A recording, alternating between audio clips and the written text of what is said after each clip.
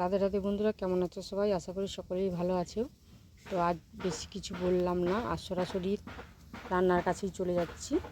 তো আজকে আমি রান্না করব পুঁই পাতার তরকারি। তো পুঁই পাতার তরকারিটা করার জন্য আমি এখানে পুঁই পাতাগুলো কেটে ভালো করে পরিষ্কার করে ধুয়ে নিয়েছি। আর এতে এখানে দু চারটে এরকম ডাঁটাও দিয়ে দিয়েছি, সরু সরু নরম নরম। আর এখানে আমি সবজির মধ্যে নিয়েছি বেগুন, দুটো মাঝারি সাইজের বেগুন নিয়েছি, আর মাঝারি সাইজের দুটো আলু নিয়েছি। তো আপনারা যেরকমভাবে খাবেন সেরকম পরিমাণ বুঝেই সবজিটা দিবেন।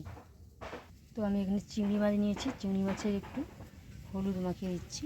আর এখানে আমি পেঁয়াজ নিয়েছি আর 4-5 কোয়া রসুন নিয়েছি। তো এখানে আমি আগে থেকে উনানের মধ্যে কড়াটা বসিয়ে দিয়েছিলাম। তো সরষের তেল দিয়ে দিচ্ছি। প্রথমে চিংড়ি মাছটা আমি ভেজে নেব। তো তেলটা গরম হয়ে গেছে, এর মধ্যে আমি চিংড়ি মাছটা দিয়ে দিচ্ছি। ওটা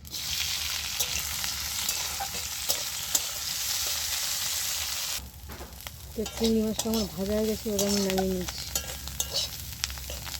তো ওই কড়ার মধ্যে আমি আরেকটু তেল দিয়ে দিচ্ছি।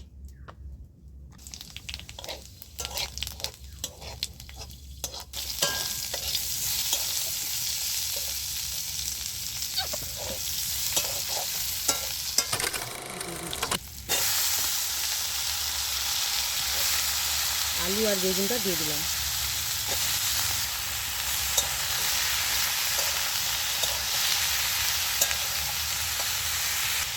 ভালো করে নেড়ে চেড়ে আমি একটু ঢাকনা দিয়ে দিচ্ছি।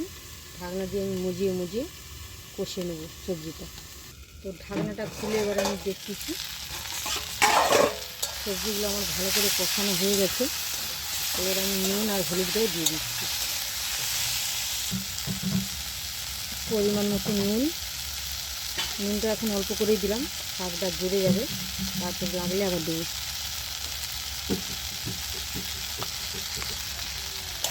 ওই নুন আর হলুদটা ভালো করে নেড়ে চেড়ে আমি শাকটা দিয়ে দিচ্ছি।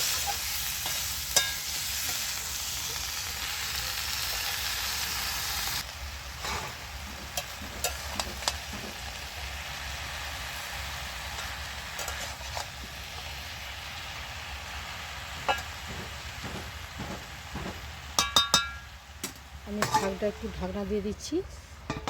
ঢাকনা দিয়ে দিলে একটু জুড়ে যাবে, তখন নাড়তে সুবিধা হবে। ঢাকনাটা খুলে দেখছি শাকটা আমার কতটা জুড়ে গেছে। তো শাকটা অনেকটাই জুড়ে গেছে।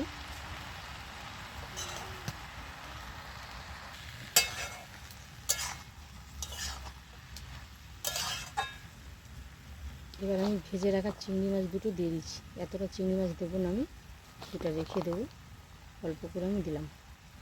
তো ভালো করে আবার নেড়ে চেড়ে ঢাকনা দিয়ে দেবেন।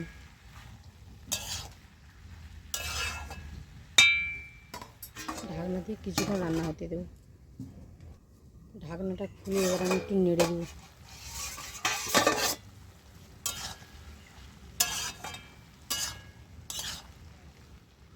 আমার সবজিগুলো সেদ্ধ হয়ে গেছে 80%। তো ডাঁটাগুলো সেদ্ধ হতে একটু বাকি আছে, তার জন্য আমি অল্প একটুখানি জল দিয়ে দেবো। জাস্ট অল্প করে জল দিয়ে দিলাম।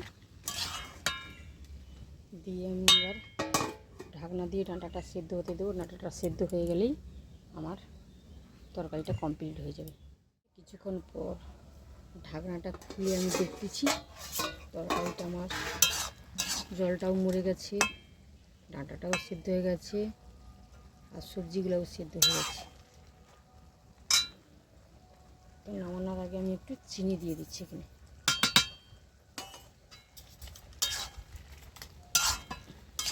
পুঁই শাকটা একটু নোনা শাক, তাই একটু মিষ্টি দিলে ভালো লাগবে খেতে, তাই একটু মিষ্টি দিয়ে দিলাম। তো এবারে নেড়ে চেড়ে আমি নামিয়ে নেব তরকারিটা। তো রেডি হয়ে গেছে, এবার আমি নামিয়ে নিচ্ছি।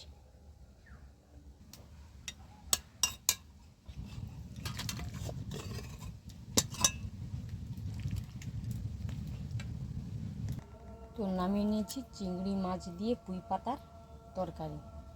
তো আপনারাও এরকম বানিয়ে খাবেন, পুঁই পাতা দিয়ে, চিংড়ি মাছ দিয়ে। আর কেমন লাগে আমাকে জানাবেন। তো আমার রান্নাটা যদি ভালো লাগে, আমার চ্যানেলটি সাবস্ক্রাইব করে আমার পাশে থাকতে ভুলবেন না।